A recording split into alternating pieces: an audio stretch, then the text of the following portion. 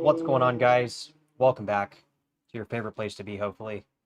I'm coming to you live here from Tijuana, Mexico, and I'm a licensed California realtor, currently living down here in Tijuana, Tijuana beaches.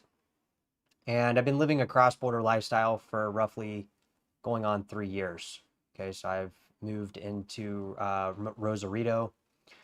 I've done some videos where I showcase my old neighborhood, and then currently I've, for the last year and a half, been living in Tijuana beaches.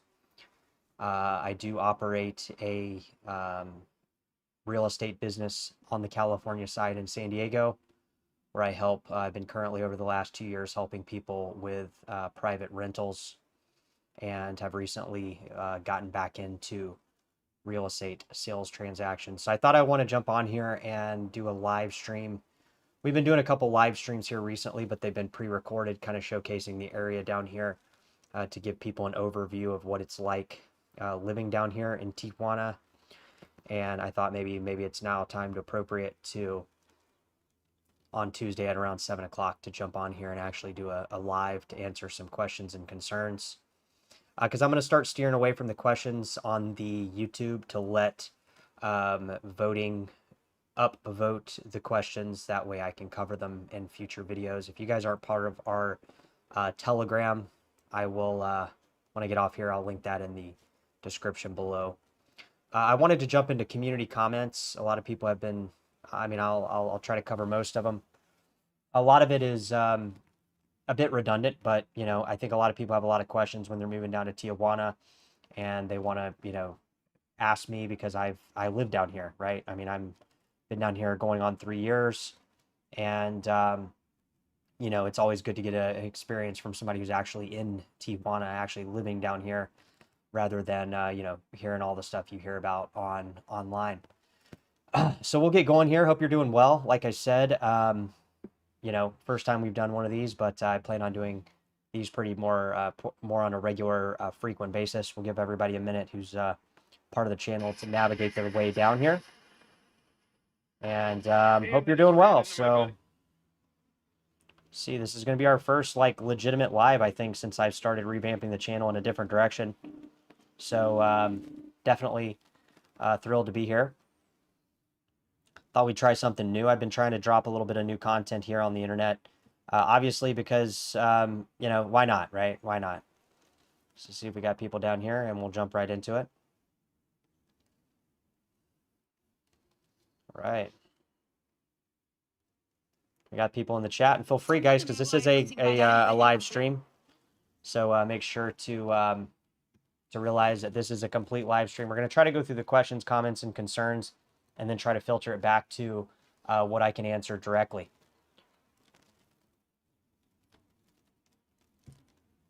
All right.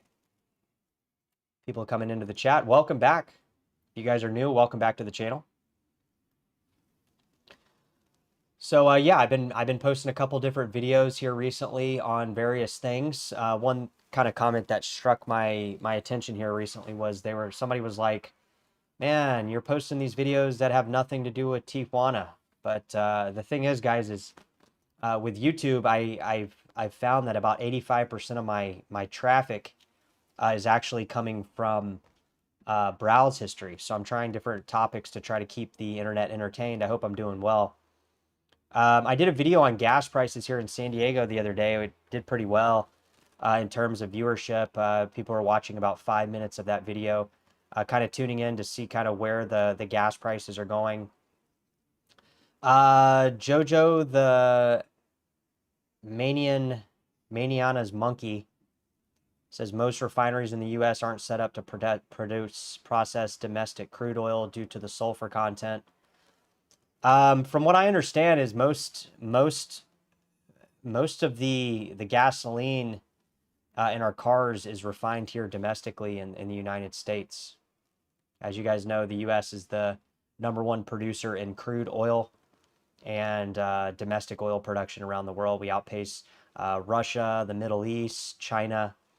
We are the main producer in crude oil and one of the main refinery into gasoline that goes in your vehicle. Rowdy1965 says he loves 0% gas prices because I walk everywhere I go. Well, keep it up, my man. That's nothing wrong with that. You're definitely saving money at the pump. I'm spending about $80 right now to fill up my small 6-cylinder car down here in California. It's about $80. EV so much. Gasoline is dirt cheap. Looks like Christ Alley 6946 is paying about $6 for premium north of Seattle, Washington. Krista,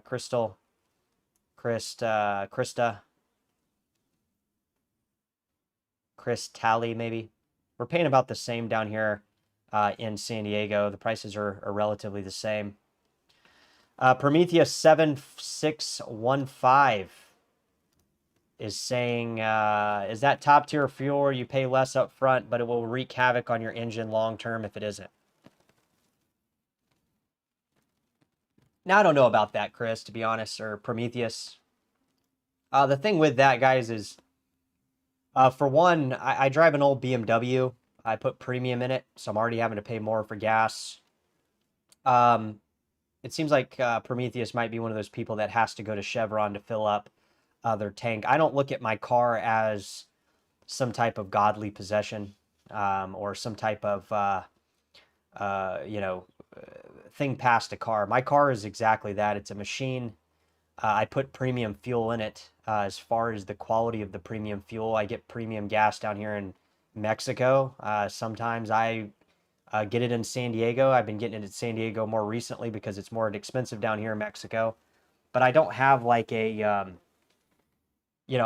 don't think there's anything wrong with shopping around for gas prices. I'm not going to go to, Chevron. I did that video. There was an extra dollar, over $1.30 more across the street at Chevron, and I'm not going to pay an extra $1.30 to potentially get my engine to go a little bit longer. I don't believe that. I think premium gasoline, the octane level, I don't think there's a substantial difference in premium gas from Chevron or premium gas from a place across the street.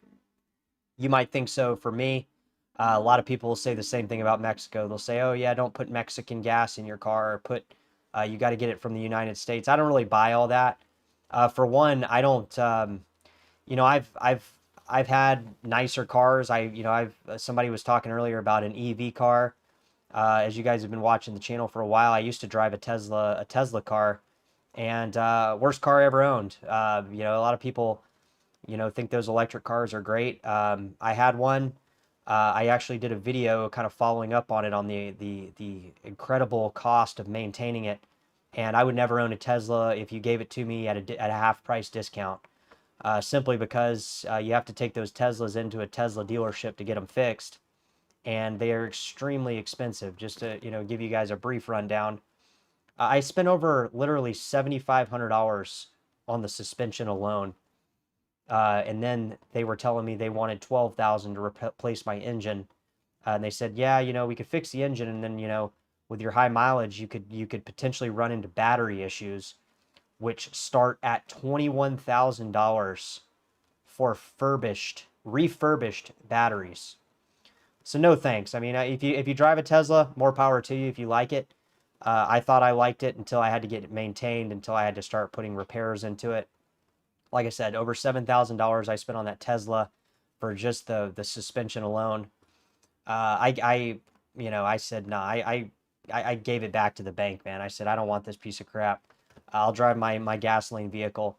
But as far as the gas prices in terms of like the quality of the gas, it's relative. I've came to the point now where I wouldn't spend more. I wouldn't buy a car if I had to make payments on it, for one. I mean, you're talking about making payments on a depreciating asset, which seems like kind of a no-brainer. I mean, why would you want to finance and pay interest, additional money on something that is depreciating every single day you drive it? It just doesn't make a lot of sense. So that's why I don't drive an electric car. That's why I don't drive cars with payments. Both the cars I own them outright. I bought them with cash. And if you're going to buy a car, you know, sometimes you can lease a car and you can write off the depreciation with taxes on your business and things like that. But for me, you know, I drive older BMWs, older Mercedes. I'm able to maintain them down here in Tijuana, Mexico, for a fraction of the cost. You know, I do a ton of my car repairs at a local mechanic that I have here in Tijuana. You know, and you know, with all that, I pay the maintenance costs are negligible. They really are. They don't cost. It doesn't cost a lot for me to maintain my Tesla or my Mercedes and my BMW. And I like the ride of a BMW and a Mercedes. You know, a lot of people they don't want to spend that extra cost, but for me, I really like driving a rear wheel drive car, and you know, like I said, it's cheap to maintain down here in Mexico. So, you know, I got a guy that does incredible work. And if you guys need him, my number right there. Shoot me a text, and I'll set you up with him. His name's Carlos. He's an amazing mechanic. Done all sorts of stuff for me for my cars down here in Tijuana. I just got recently replaced my entire suspension. That was one thing. It wasn't that bad either. I think the price though, the parts were around. I think it was like I think the parts cost me about 800. The labor was about 6. And again, we're talking struts. We're talking shocks. We're talking, you know, a complete full suspension. The tie rods, the tie, you know, every single thing that with the suspension I got replaced, and it cost me maybe under $1,200 to do that. And you know, I have a Mercedes as well, and you know, I did a lot of work on that. Did a complete new head gasket thing when I bought it because it was having issues. You know, needed a new head gasket. I brought in the parts. You know, cost me maybe like I don't know $200 with some other things that he repaired on it. So that's a good thing about living down here in Tijuana is you can maintain your vehicles relatively much more affordably. Like, you know, I was getting ripped off in Orange County with my cars. Like every time I brought it to the mechanic, you know, they were trying to charge me to tell me what was wrong with it. I'm like, you guys are just you're literally just plugging up a machine to a computer board that tells you what's wrong with it, and you're charging me $175 just to tell me what is wrong with a car. You know, I mean, doesn't that sound kind of silly? Like you literally you take your car in, you know, the fact that you took your car into a repair shop kind of is kind of a given that you're going to get your car repaired there. And then they want to charge you $175 just to plug in a machine that is telling them what the work is that they have to do. It seems a little bit silly, but nonetheless, down here in Mexico in Tijuana, my mechanic, he'll tell me what's wrong with it. He'll give me a quote if I need it. We're kind of on buddy terms where I'll just kind of just tell me, hey, how much I owe you, and it kind of works like that. But I've saved a tremendous amount. I mean, the cars that I drive, guys, for the amount of money I've saved in maintenance, you know, literally like these cars I would have had to throw away. I would have literally had to, you know, just these cars would have been not worth fixing in the United States. You know, I got a 2010 Mercedes E-Class. I got a 2011 BMW 3 Series, and you know, you can get these cars between 3,500 to 8 grand. You know, the suspension alone would have probably costed me close to 3 grand to fix in the U.S. The head gasket replacement, couple, you know, closer to $1,000. Down here, I think it was like $200. So, you know, I'm able to maintain my cars for a fraction of the cost, and they do good work down here. You know, he's done electrical stuff, electrical, FMM, replacements. I've done all sorts of maintenance things down here on my cars, and it's saved me a tremendous amount of money. So that's another great thing about living down here in Tijuana is the maintenance cost on your vehicles is substantially less. If you guys are just tuning in, we are live. So, you know, let me know. We're waiting for people to pop in. Looks like Eunice Duncan 899. Is it easy to get Century Pass? I can't imagine crossing without it. The thing with Century is you have to have like a squeaky clean record. Yeah, you have to literally your record has to be like incredibly clean. You know, like for me, I mean my record's good. I had a DUI like 20 years ago, literally 20 years ago. And um, yeah, I mean, it's pretty easy to get Sentry, I would say. It's not like super difficult in terms of the process of it. You fill out an application, you either get it or you don't. And basically, with all that is, Sentry allows you to expedite across the border. I've been crossing the border recently without Sentry. I got denied on my application. I think it was because I filled out the application while I was driving, and I put Angola as one of my work history because like it propagates Angola as the first country of your work history. And I went back and saw that. I think that's the reason I got denied.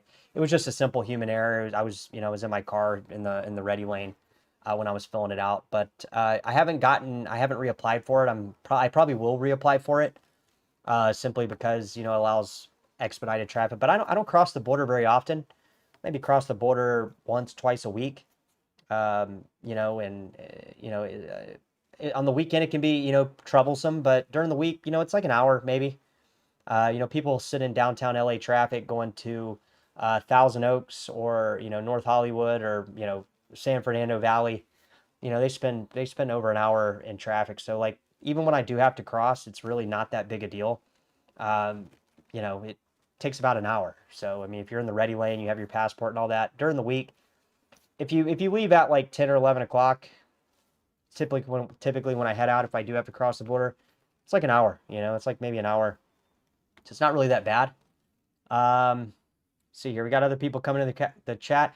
If you have questions, guys, we are live today, so just kind of keep it in mind. Um,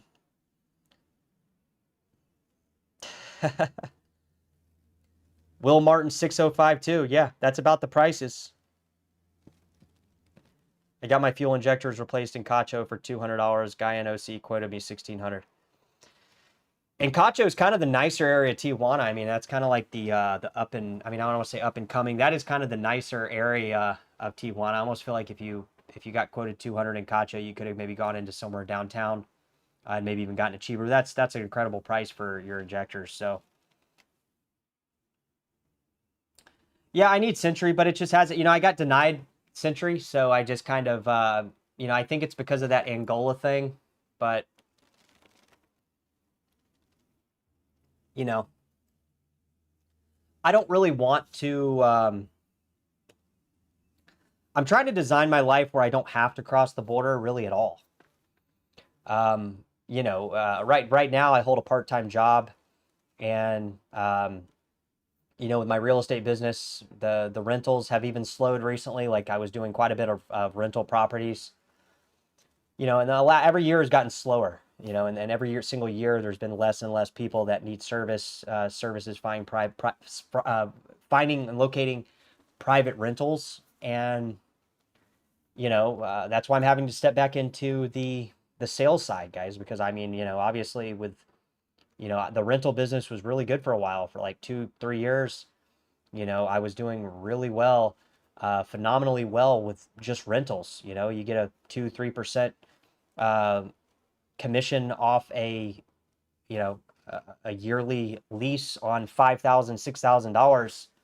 You're taking home a little over $2,000, $3,000. You do a couple of those a month, life's pretty good. But that has drastically slowed down over the last year. It has literally came to a screeching halt, and I've even recently been jumping back in trying to build out my pipeline for real estate sales transactions, simply because the rentals have slowed so much.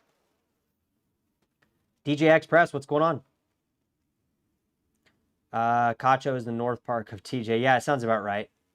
I heard on a motorcycle you can get just cut in the middle line all the way from. Yep, you absolutely can, Scott. A lot of people do it. So if you have a motorcycle, you literally can just ride the Century lane all the way up to the border. You can cut right in. They have like these little makeshift plastic, what are they called? Like this little wall that's made with these little plastic little things, statues there or whatever. And you can literally just cut right through it, and you can drive right up to the ready lane. If you have a bike, I mean, consider it no weight. You literally have no weight at all, and you can literally drive right up to the ready lane. And You know, it's if you can drive a bike, it's even better than Century. The thing is I've never rode a motorcycle, so for me to learn at 38 years old how to ride a motorcycle, um, you know, a guy at my work literally just lost his brother due to a motorcycle accident, and I've heard a lot of people. I talked to a dude in the cold plunge the other day, who recently was recovering from his shoulder injury from falling when a lady just turned off her blinker, and he basically just ran into the back of her car. So I don't know if I really want to learn how to drive a motorbike at this point in my life, but if you drive a motorbike already and you're comfortable with it, by all means, like if you live down here, there's no wait, there is no line. You drive right up to it, and you know, that's that. I would say as far as the ready lane traffic goes, Monday through Friday typically is pretty fast moving. You literally, you know, I usually spend like less than an hour in line, you know, and it's not really the distance, it's just the time, right? Like you pull up to the line, you mess around on your, I mean, how long do you guys stay on your phone a day? You know, I mean, check your screen time. I would imagine most of people stay on their phone 6, 7 hours a day on screen time. So it's kind of the same thing. You pull up into the line. You might watch one or two YouTube videos. You might, you know, call a family member. You might call your, you know, significant other. Before you know it, you're crossing the border. It's not a big deal. It's not like, you know, if you cross Saturday morning at noon, yeah, you're probably going to spend a few hours in line. If you cross, you know, Tuesday at noon, you probably spend 45 minutes, maybe an hour and 15 minutes. But again, um, you know, you put your car in park, you're sitting there, you're on your phone, an hour goes by like that. A lot of people don't really want to waste their time, but like, what are they doing with their time anyways? You know, they're wasting it either way. So it's like, you know, it's kind of one of those things that the border wait times, it is what it is. You save such a tremendous amount of money living down here. Even if my real estate business was literally thriving 120% of what it used to do, I would still likely live down here simply because the cost. I mean, the cost of doing business, guys. You know, the cost of doing business is a real cost. And you can't negate that. You know, I was spending what was I spending? $29.50 for just the rent in Irvine. You know, I mean, you're literally talking about you're literally, you know, what is $3 grand a month? It's 36 grand a year. It's 72,000 every 2 years. You're spending on just rent. You don't own anything. You have nothing to show for it. And that's for a 1 bedroom. If you have a 2 bedroom, you have a family, or you have things like this, you're literally spending over 100 grand a year. I mean, you can buy a house in parts of the US with that amount of money per year. You know, I see homes down in Florida, down in Fort Myers, that are selling for 150, 160,000. Yeah, they're starter homes. Yeah, they're sticks and bricks. But at the same time, why would you want to spend that much money just to give to a landlord for them to, you know, further their real estate portfolio while you're spending that much money for a rental? It just doesn't make a lot of sense. Like if you own it, yeah, you're building equity. I wouldn't own a home in California. You know, I tell people, like, I've worked with very few buyers in my real estate career. I've helped 2 buyers out of the 17 homes that I've sold over the last couple years. All the rest were listing agents or listings, right? Because, you know, you pay off that home, that $1 million home, you're now in your 70s, and now you literally have over fucking close to 20 grand a year you have to pay in property taxes alone before you even get the trash or the water hooked up or the electricity bill or any of these other things. If you live inland, forget it. I mean, what you're going to save on your property taxes and your mortgage payment, you're going to pay the exact same amount for your electricity bill in the summertime because you have to run your air conditioning.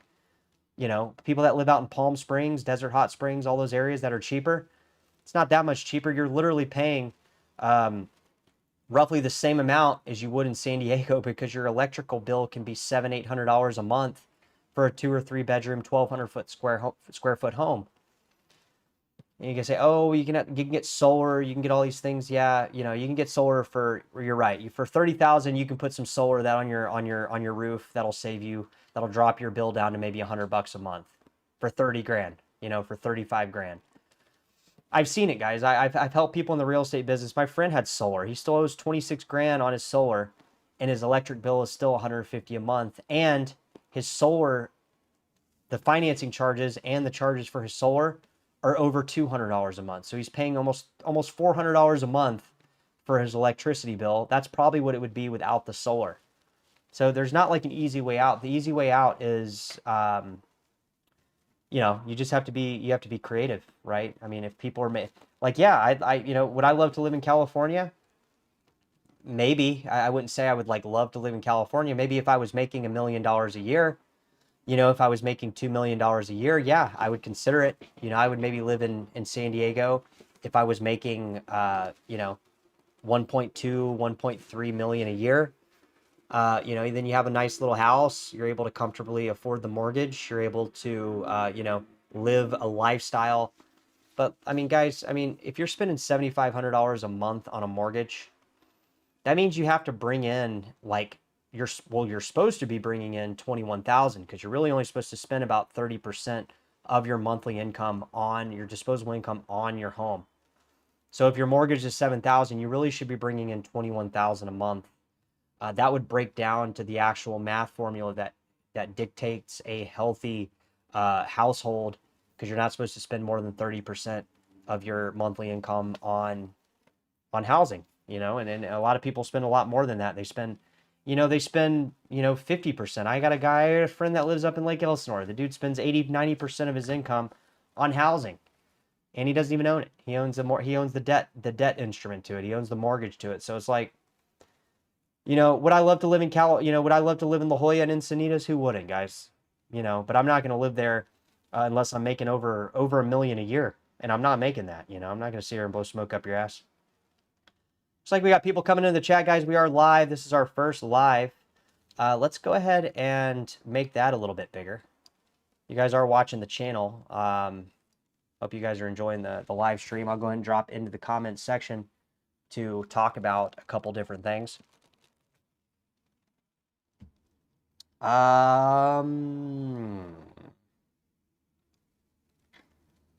Yeah, property taxes are way too much in California. I mean, that's kind of, people know that. People have been moving out of California for years because of the property taxes. I love California.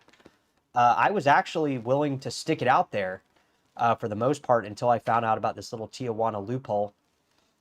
Because I love California. I mean, right now, it's what, June 9th? Most of the U.S. is hot as hell. I can drive an hour that way, and I can drive into Calexico. I can drive into the other side into Mexicali. I can drive up to Palm Springs. It's what, 90 degrees, 100 degrees this weekend probably. Got a heat wave coming through, and most of the Southeast is hot and humid, right?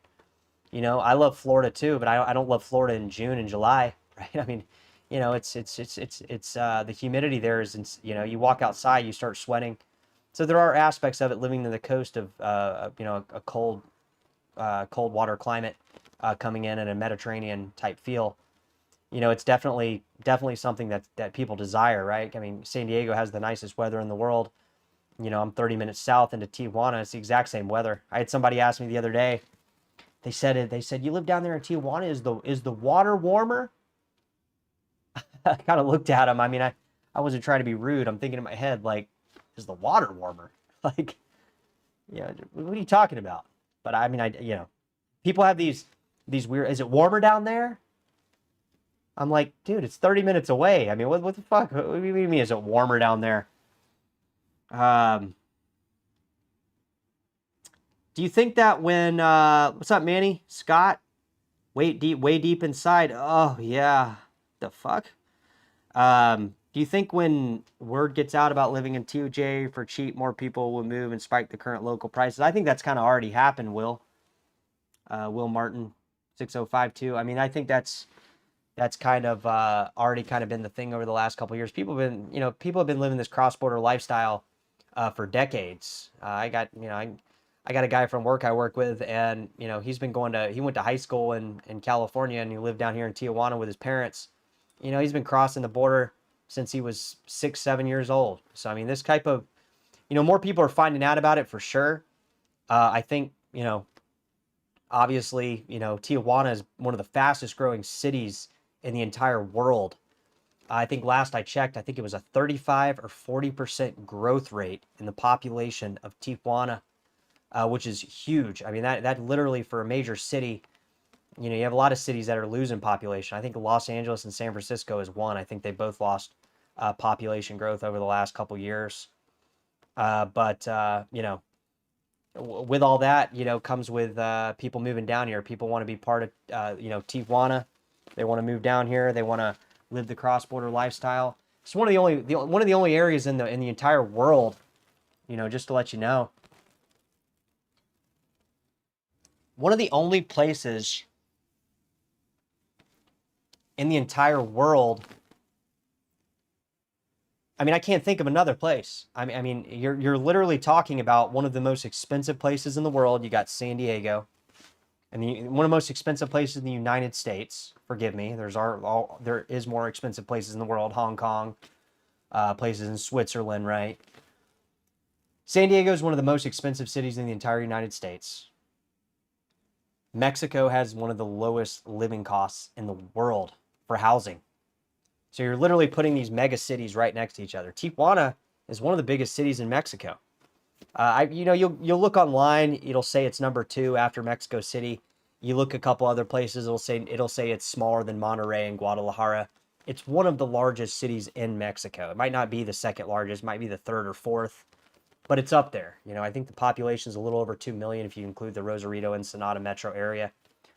So you literally have one of the most expensive areas in the world, San Diego, and you have one of the cheapest countries for housing and living costs in the entire world.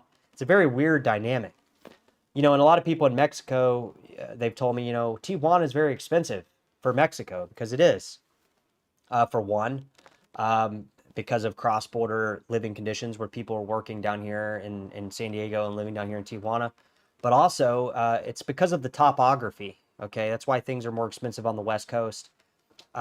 Building materials, transport, logistics, all the things that make costs more expensive for the West Coast in the United States, right? It's not just California, guys. Go up to Oregon, Washington State. It's expensive there too, all right? Washington State is very expensive. It's in line with California, so is Oregon, most of Oregon. You know, there's spots that are a little cheaper, but there's spots in California, you know, Sacramento. You got Sacramento, you got Desert Hot Springs, you got little spots in the you know, the whole state that are cheaper. Same thing with Tijuana. You have the topography, the transport logistics of bringing goods and services in. You know, it's expensive for Mexico.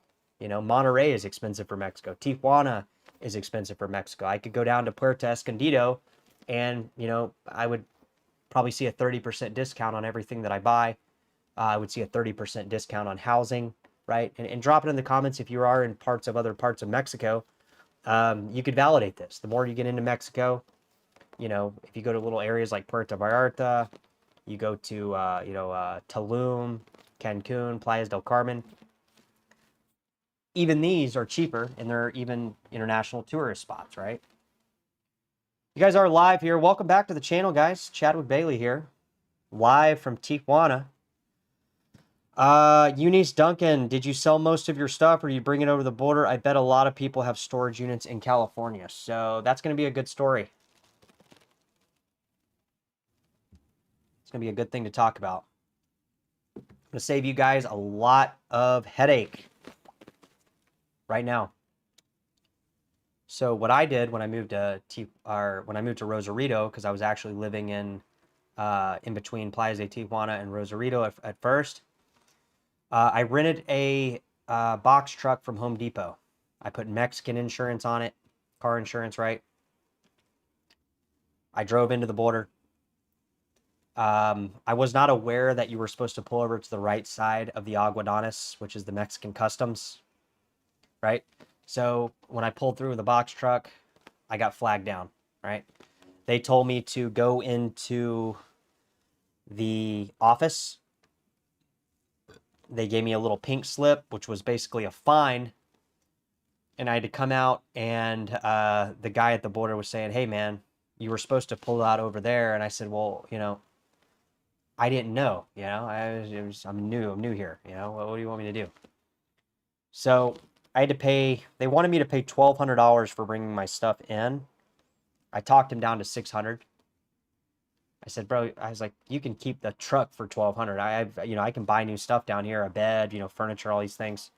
I didn't come down here with, you know, I came down here with the furniture that I have, but you know, 1,200 bucks. Yeah, you know, I travel light. I don't have like collectible, I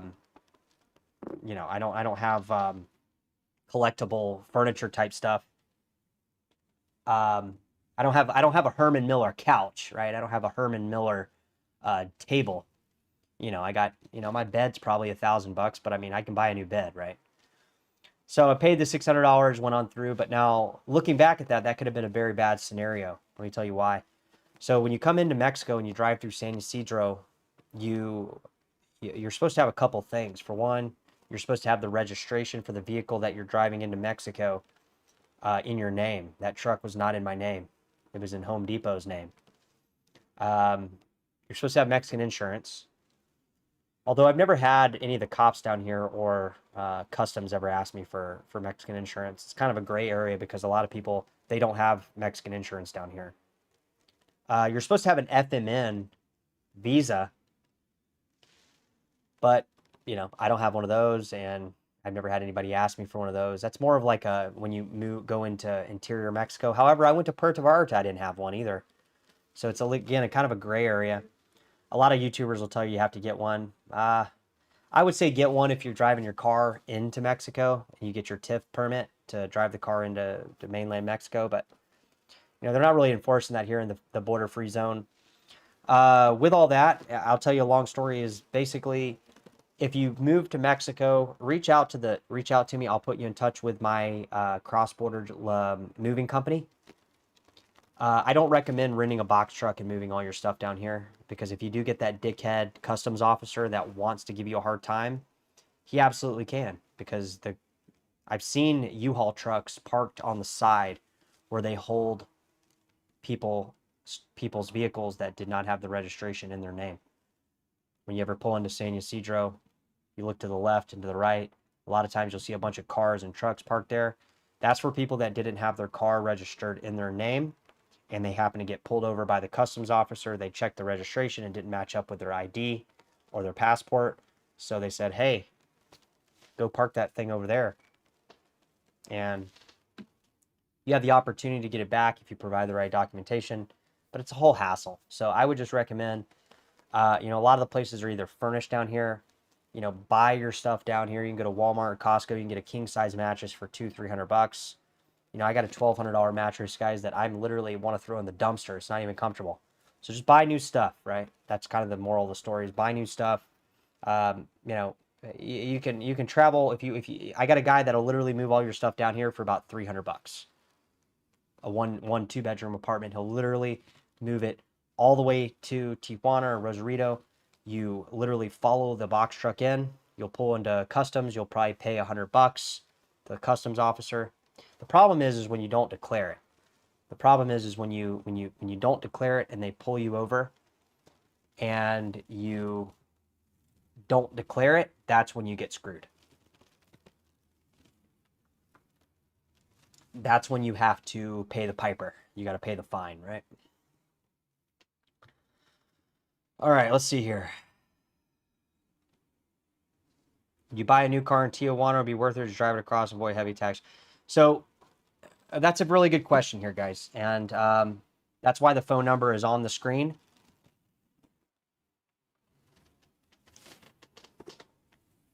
I do offer consultations on a private one-to-one basis to answer these questions. But if you're live in the channel right now, that's a benefit. Let me tell you why. So in Tijuana, in Playas de Tijuana, all the way down to Ensenada, into Rocky Point down in Sonora, it's called the border-free zone, the no restriction zone. Okay, that's why that number's up there. If you want to reach out, you can. So let me answer this for you. You can drive your vehicle in the border-free zone without importing your vehicle, okay? You don't need to have a Mexican plate. You can have any plate in the United States or Canada in the border-free zone, okay? All the way down, again, all the way down to Ensenada, all the way down to Rocky Point in Sonora, in Playas de Tijuana, Rosarito, Tijuana, Mexicali, Calexico, the cross-border over there, it's the same thing. Anywhere in the border-free zone, you do not have to import your vehicle. You can drive down here. If you have a valid driver's license, you have the registration in your name. You can still have payments. You can still have a lien holder, but the registration has to be in your name. It can't be in your wife's name. It can't be in your cousin's or brother's name. The registration to your vehicle has to be in your name. If that's the case, you can drive your vehicle into Mexico, right through the border. You don't have to register. You don't have to do anything. You just drive it over. Now, very important, if you want to drive your vehicle in, say, Cabo San Lucas or La Paz, or you want to drive your vehicle in Puerto Vallarta or Puerto Escondido, or you want to drive it all the way down to Ecuador and import it through the customs down there, you have to get what's called a import permit. Okay, it's called a tip. You import your car the same way as you import your furniture. When you're pulling into the border, there is a customs office on your right in the San Ysidro port of entry. You pull right into that. It's called the Aquadanis, Mexican Customs. You go in, you say, hey, look, I'm wanting to drive my vehicle into mainland Mexico. What do I need to do? Or you can just tell them, hey, I need a tip and I need to FMN. They'll assign them right there. FMN, I think $65 now. The tip permit, I think, is a couple hundred. I think it's like $200. You can import your vehicle at that point, and you'll have your visa to go into mainland Mexico for usually up to 180 days. It's up to the customs officer to, grant you the time. But typically, if you request 180 days, they'll give it to you. You'll get your 180 days for your tip permit to import your vehicle. You'll get your 180 days for your FMN, which is your visa to be in mainland Mexico for up to 6 months. Okay? You can then drive your US plated car anywhere in Mexico for the valid duration of that permit, for the valid duration of that FMN visa. But as far as Tijuana and Rocky Point for people that are in Arizona that want to, go vacation on the Gulf of Cortez, or, the Rio de Janeiro down in, El Paso or Brownsville or whatever in Texas, that's the border-free, no restriction zone. You do not need to import your vehicle. You do not need to, get a special tag or anything like that. You can drive your U.S. plates in those areas without importing your vehicle. You can drive your U.S. plates anywhere in Mexico as long as you have the import permit. Like I said, it's like $200. And your FMN, which is $65. You can get that when you're driving into Mexico. You just pull over to the right, the customs, you ask for it. You show your valid visa and whatnot, or your passport. They'll give you a visa. They'll give you an import permit. You got 6 months to go anywhere in Mexico you want. Now, the problem is if you don't do that, and a lot of these toll roads, they have federal police, right? They have Guardia de Nacional, which is the National Guard. They will request your FMN, and they will request your import permit for your vehicle, for your US plated car. If you don't have that, they can take your car.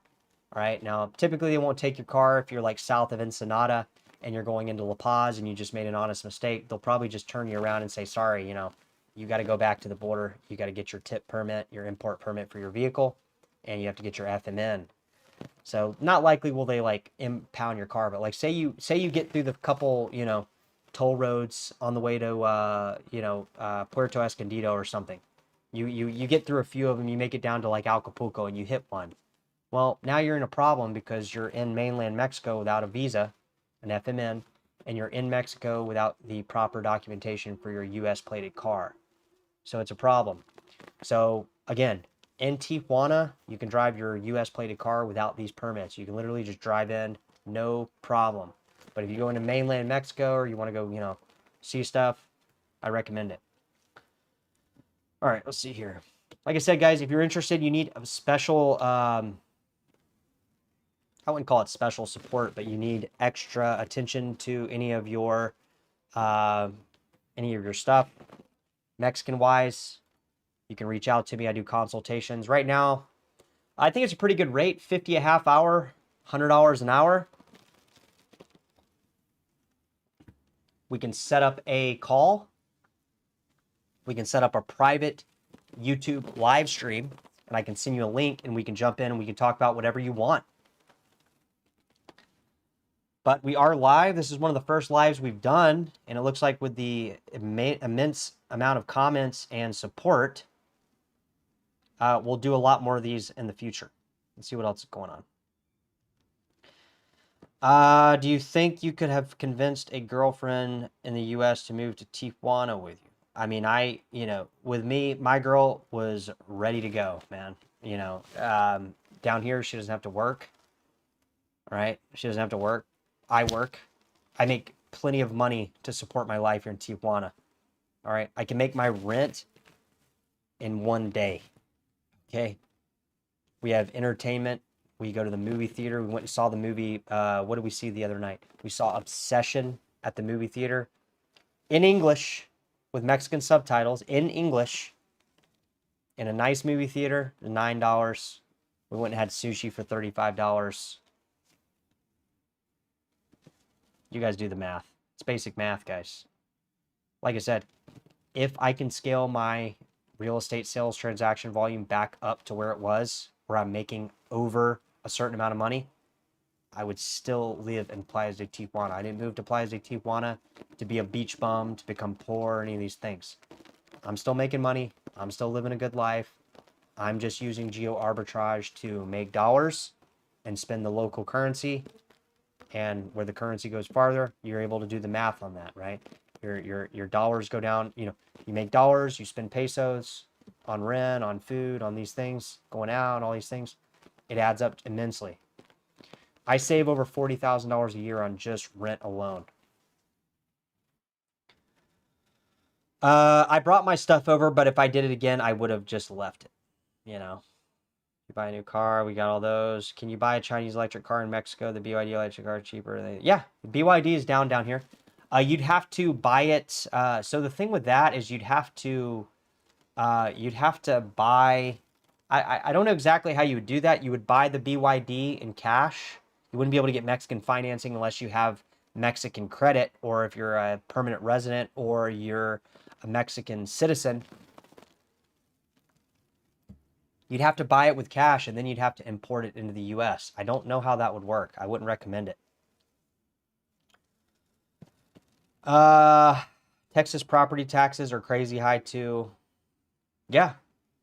The CADs are corrupt. Yep, I've heard. Yeah, the central appraisal districts are corrupt in Texas. Yes, I've heard many things. See, in my Ohio house just got listed yesterday. Right on, man. Hope you, Jolly, what's good, my man? Do you use pesos? Do I need a Mexican bank, brick or mortar? No. No. You come down here. I keep my bank at Chase and Fidelity, and I spend my debit card. If you have a Fidelity account, there's no exchange rate, right? Like if I spend money on if I go to Walmart and I spend $100, there might be like $2 in an exchange rate on my Chase banking account. But if I use my Fidelity account, they waive all exchange rates, so it's just the exact conversion rate to dollars. If you have cash, there are plenty of places you can exchange cash for pesos if you want to use a cash system. There's not too much crypto adoption down here, I found. There's not like a lot of people like accepting cryptocurrency, so it's kind of the same as the US there, unfortunately, but I think at some point it'll get there. So yeah, you don't need a Mexican banking account. I do not have a Mexican banking account. I don't really find the need to, All right, let's see here. Don't those things burn up in covered spyware? I don't know what you mean by that. Sorry. Chadwick, can you say if there is a fee to bring, say, pick up a truck worth of a house tile and plumbing supplies from Mexico into San Diego? All right, so when you're moving things from the Mexico into the US, they're a little bit more lenient, surprisingly. But as far as like plumbing equipment and tile, I'm not sure on that. Like if you're bringing in food, as long as it's not pork, as long as it's not seeded vegetables, you're good. I don't know about plumbing supplies. I don't know. You'd have to check on that. I know some of the electrical and plumbing supplies here, they don't fit US fittings. So I don't know if that's a spoiler alert or you already knew that, but I know some of the stuff here, like propane tanks and stuff, the US propane tanks do not fit the Mexican plugins here. So I might want to check into that. Chadwick, can you say if there is a fee? Did that? I don't know on that, to be honest. I see you can bring stuff from Mexico into the US pretty readily. They're pretty lenient. I've seen people like if I'm bringing my furniture back into San Diego, if I want to move back into San Diego from Mexico, and I pull up with a box truck, they're gonna look at my stuff. They're gonna say, "All right, cool." They're gonna let you go. The cheaper medical and dental are attractive too. You can't afford to get sick in the USA even with a high dollar PPO, anti-aging stem cell treatments. Really, yeah. There's tons of stem cell treatments here.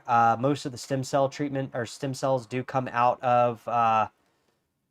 Jordan, what's good, my man? Thank you for that super chat. $50, man. Are you serious, brother? Wow. Guys, Jordan has entered the chat and we've been talking. Thank you, my man. That's wow, it's very generous, Jordan. You didn't have to do that, but I do appreciate that. Let's see if I can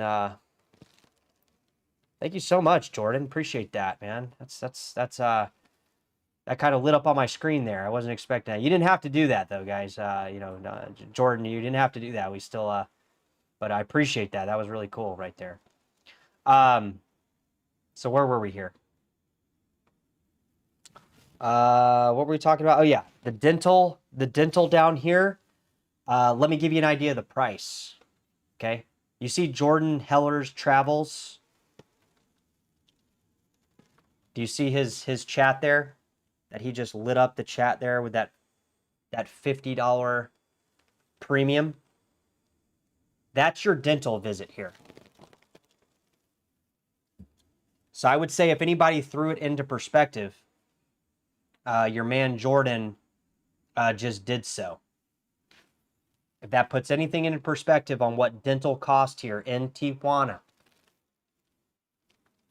my man Jordan Heller just validated that. All right. You can get to a Mexican dentist in Tijuana. You can get your teeth cleaned.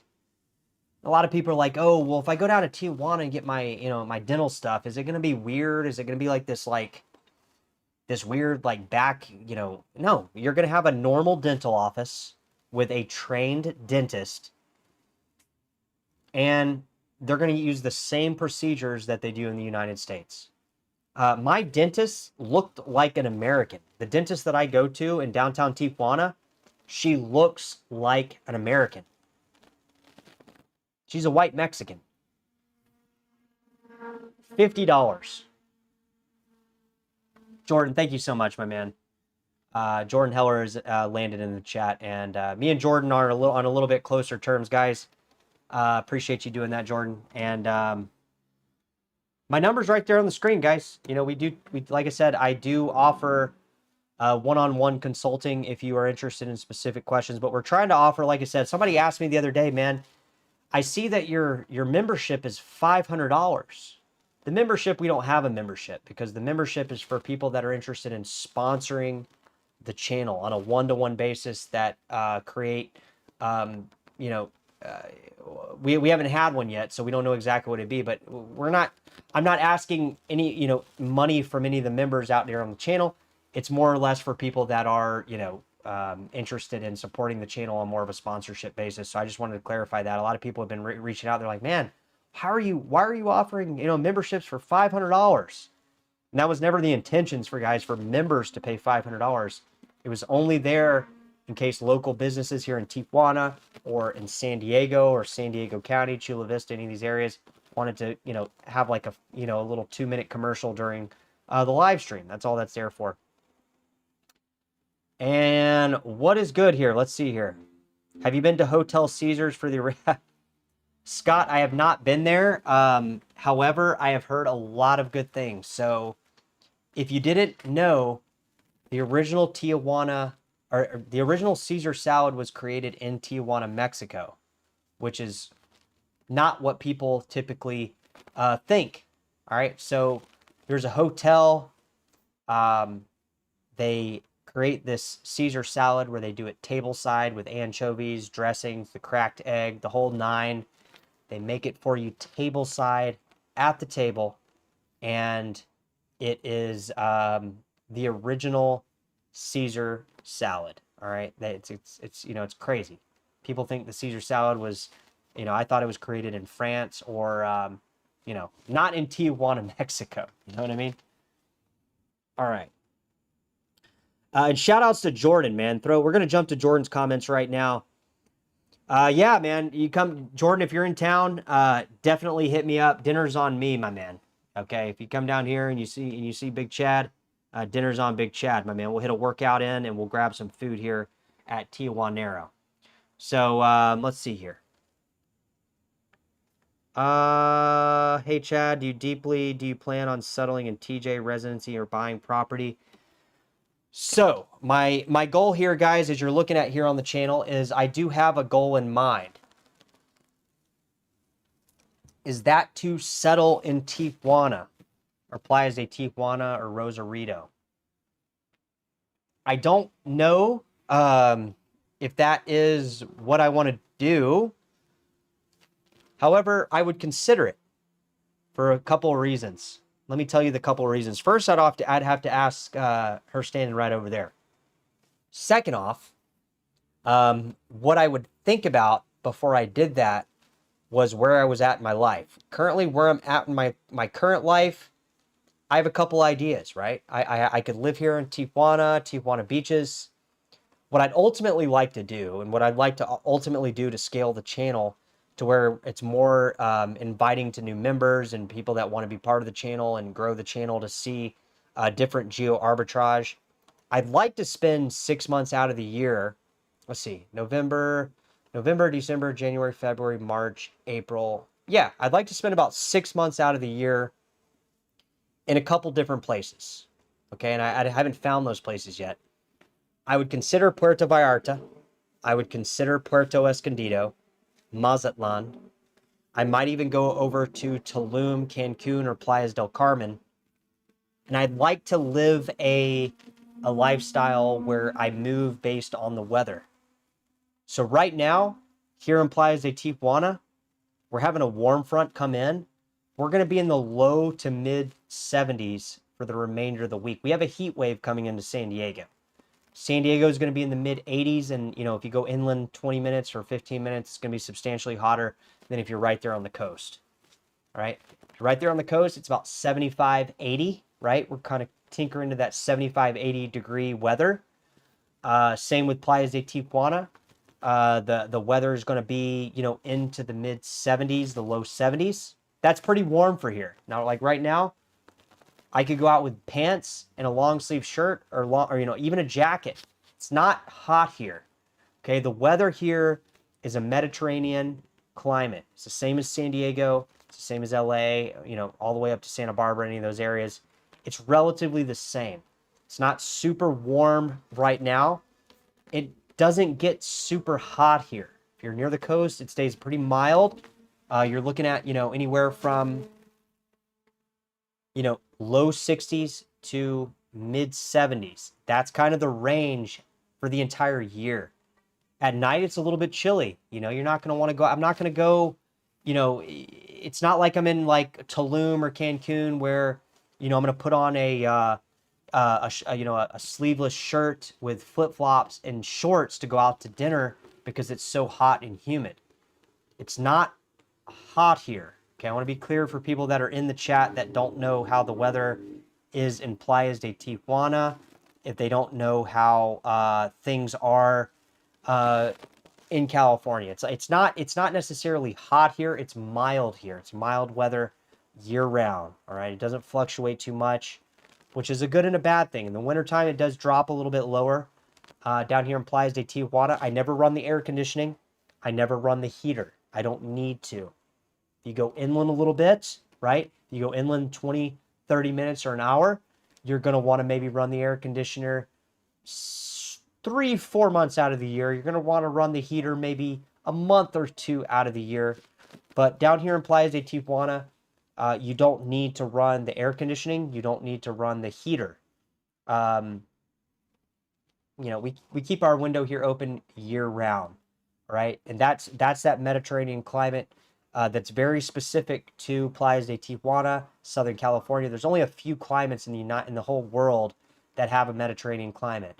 Parts of southern France, Italy, Greece, down southern Africa, South Africa, and I think Chile and a couple other areas. That's it.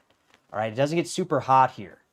A lot of people think, you know, California, San Diego, Tijuana is super hot. If you go inland in the summertime, it is hot, but it's, you know, it's inland, right? It's not at the coast, right? So my point is this area is not hot. It is mild.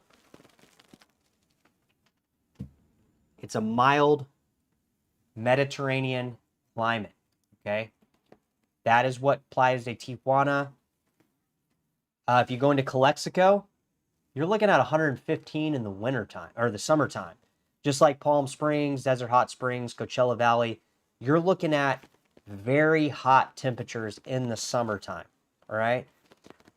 When you're at the coast, you're getting Mediterranean year round. I'm in a long sleeve shirt. I got my door open, my window open. I'm not hot. I'm not sweating.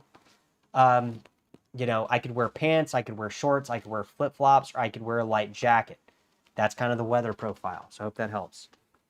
But yeah, would I settle in Tijuana? I think we answered that, but I'd like to expand on it a little bit. I would consider purchasing property in between Playas de Tijuana and Rosarito. Why? Because I think it's a very good residential strategy. I think that people that are placing and flagshipping their wealth down here to Mexico, for one, you're entering you're entering somewhat of a volatile economy, but also an economy that could provide growth to your real estate portfolio or if you own property. I currently do not own any real estate property in the United States. I would consider owning in between Playas de Tijuana and Rosarito because it's basically, and I'm going to do a couple follow-up videos, it's basically neighborhoods that are all in gated communities that I do think in the next 20 to 30 years, when I'm approaching 60 or 70 or 80 years old, that area will experience a massive, tremendous growth by just the fact that its proximity to the ocean is there, but also the fact that Mexico is such a rapidly developing country with potential real estate property gains in that same time frame. So I would consider, flagshipping my wealth and portfolio out of cryptocurrencies into potentially real estate in those areas. All right, let me jump in here. Yeah, you got to get car insurance, correct? Yes. Let's see here. And shout outs to Jordan, guys. Appreciate Jordan. Jordan, you coming down to the chat, man. Let me know if you're in the area. We definitely do a local meetup here. Bro, you get 180 praise per year on your tourist fees. Yeah, it's very easy. Vieto, he laid it down. It's very easy. So let's jump down here. Root canal and the crown and TJ is both 90. Root canal and crown both and TJ is 900. Now I know my dentist said 600 for that. So you got to watch. Okay, here's some things that you got to watch when you're down here in Tijuana. For one, I had some issues with some veterinarian down here, right? Okay, so I was driving to work in San Diego one day, and I'm on a main road. I'm on one of the main roads going into downtown Tijuana from Playas. The traffic was backed up. I was waiting like 20 minutes. I finally pull up to a dog, a puppy that was that big. It was probably 6 to 8 weeks old. All right, it was a small puppy. It had a little collar on it. Somebody was trying to, you know, claim this puppy. There's little, you get in that area. There's like little people living in tents and things. It's kind of the downtown area. It's a little bit shady. The dog was in the middle of the road. I jumped out. I didn't even think. I just jumped out. I grabbed this little puppy. I had my husky in the car at the time. I grabbed this dog. I'm like, what the fuck? I just picked it up. People are honking on the horn. Yeah, man, good job, good job. I wasn't looking for gratification. I was just trying to get this puppy out of the road. So, long story short, I left that little puppy in the car with my dog. It was in the wintertime when I went to work, all right? Both these dogs are in my car. They're in my car doing their thing. I come out, the puppy's fine, whatever. That night, I took the puppy to the veterinarian down here in Playas de Tijuana. Vet Playas is the place that I took it to. All right. Because it had like some type of, it had mange. I actually ended up getting, what's it called? What's the medical term? Scabies. It had scabies. I know it had scabies. It had some type of thing going on. I ended up getting the scabies. All right. I had to get some medication to treat the scabies because I was holding the dog, right? So I took this dog to the vet down here. All right. Out of panic. All right. I got off late, whatever. Took the dog. The dog, they charged me almost $300 for blood work. And they said, oh, you know what? Our blood work machine's not really working right now. But we kind of think we know. And I'm like, what? Like, I just paid for blood work. Anyways, they ended up overcharging me for the veterinary care for this puppy. I ended up transporting this puppy to a local shelter in Chula Vista, and I'm sure it got adopted. But I couldn't deal with a brand new puppy, right? So my point is you have to be careful with the businesses you use down here that cater to people that are trying to do cross-border services like veterinarian care, um, dental work. Because like I said, I had quoted on all four of my, or not all four of my wisdom teeth. Yes, it was all four of my wisdom teeth, but I also had quoted for a root canal and crown, and they were saying it would be under $600. So just be careful with, coming down here at Tijuana. They try to mark up the prices to Americans, and a lot of times you can shop around for veterinarian care and dentist care, and it'll be a lot cheaper. All right, so we got a lot of people in the chat here, guys. We are live. We are live here. If you are interested in specific consultation-based services, my number is up there. So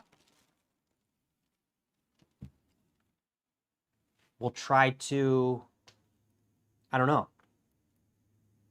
We'll try to do something. I think the first thing we'll do is pin Mr. Jordan's comments in the section. Let's see here.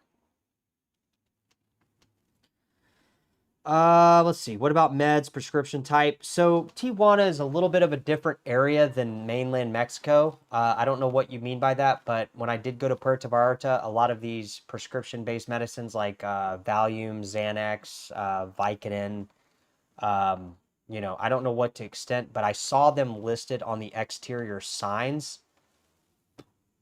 in these areas as if it were just something that you could go in and buy off like a Burger King menu. Down here in Tijuana, you're not going to be able to get these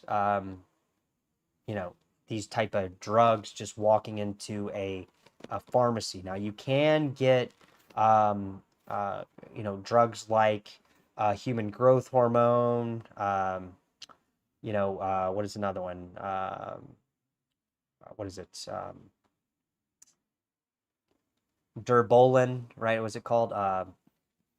Basically like steroids, enhancement type drugs, testosterone, these type of things. You can get those from down here in Tijuana. I've seen them advertised. I don't do any of that stuff. It's not for me. I've never used a steroid or anything like that in my life. And I'm not against anybody doing it. It's just not something I do. But I do notice once you get into mainland Mexico, you can get a lot more of this like prescription-based drugs, kind of just readily just walking into a pharmacy. In Tijuana, it's a little bit different. You can't just walk into a pharmacy and say, "Hey, can I buy 100 Xanax bars or things like this?" It's not how it works in Tijuana. Again, that restricted border zone has a lot to do with it. And if that's your thing, more power to you. It's just not my thing, but I do have a little bit of knowledge about it because when I was in Puerto Vallarta, I'm like walking by all these pharmacies and I'm like Vicodin, Valium, Xanax, human growth hormone, um, you know, Trembolone, all these steroids. Because I follow bodybuilding too, so I kind of know these terms and these names, so I'm able to kind of reference that there is a very obvious distinction from like Puerto Vallarta to Tijuana. So just kind of keep it in mind that Tijuana is a little bit more Americanized. You're not going to be able to get these type of things, but for people who asked in the chat. All right. I lived in part of the country. I didn't have access to U.S. dollars, and the economy is bad there. Whereas the situation living in the border is very different than deep Mexico. Yeah, it's very different. Like Tijuana is much different. It's a border city. It's a major border city. It's a lot different than once you get down to deeper Sonora, Jalisco, Puerto Escondido, these other areas, Quintana Roo, and Cancun, and all these areas. It's a lot different, right? All right, so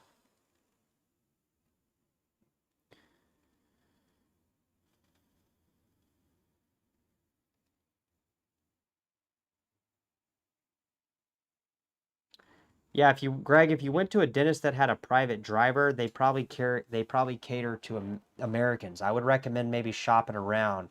And I would recommend people shopping around before they commit to car repairs, before they commit to dentists, before they commit to really anything down here, especially in Tijuana. You have people that try to cherry pick pricing based on whether you're from the U.S. If you're not from the U.S., they might give you a different price. If you are from the U.S., they might mark it up 20% type of thing. So just be careful there, yeah?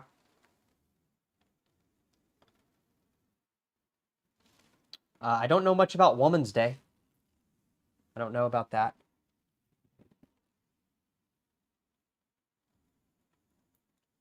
Yeah, tourist traps. They are, for sure.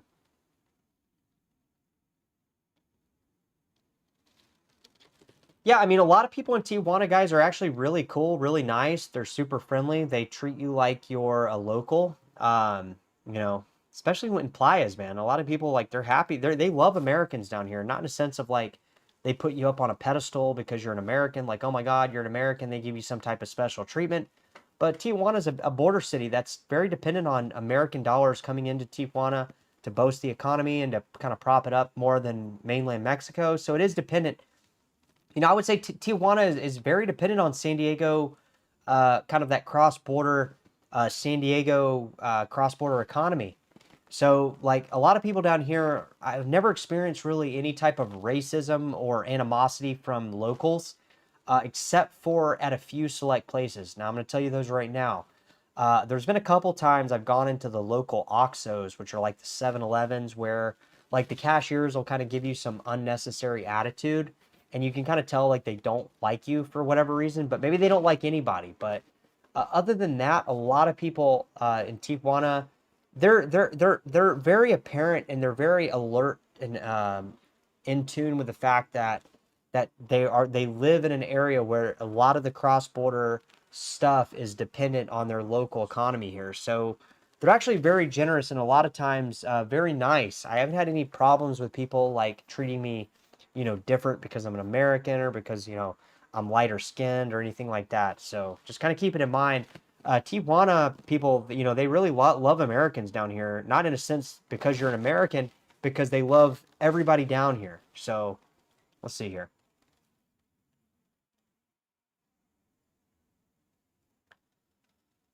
All right.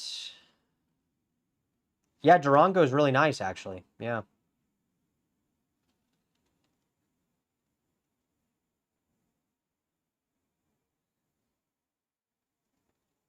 see what we got here.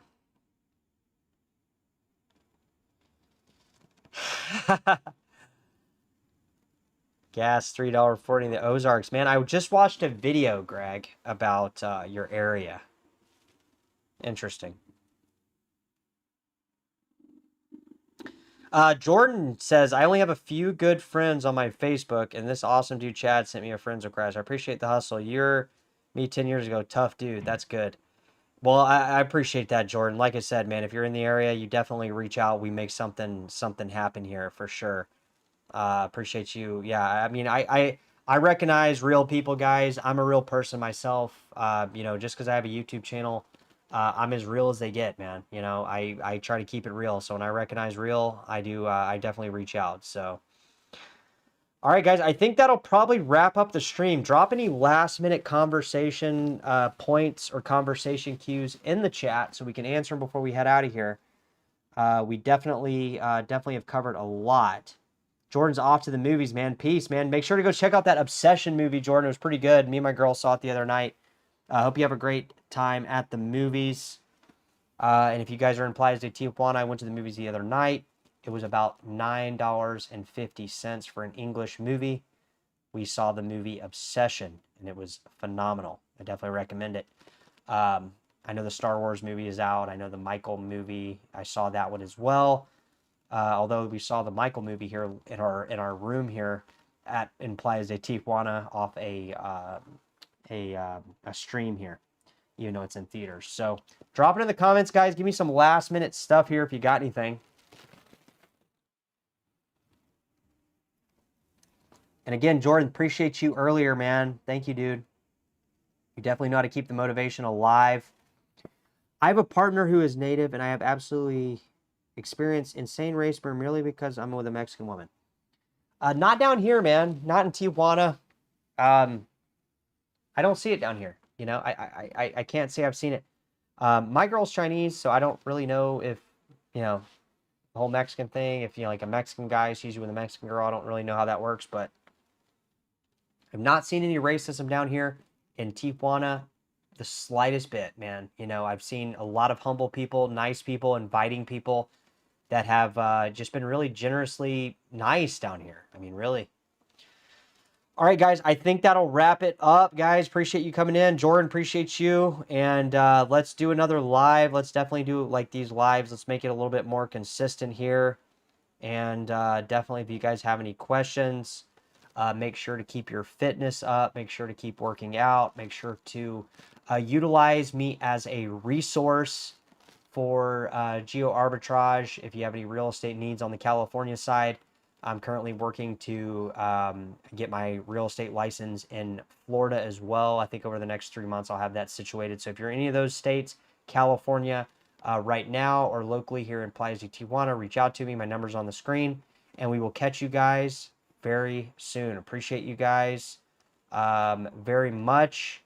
And if you have any questions, reach out. I am here. Use me as a resource. We'll catch you guys in the next one. Take care.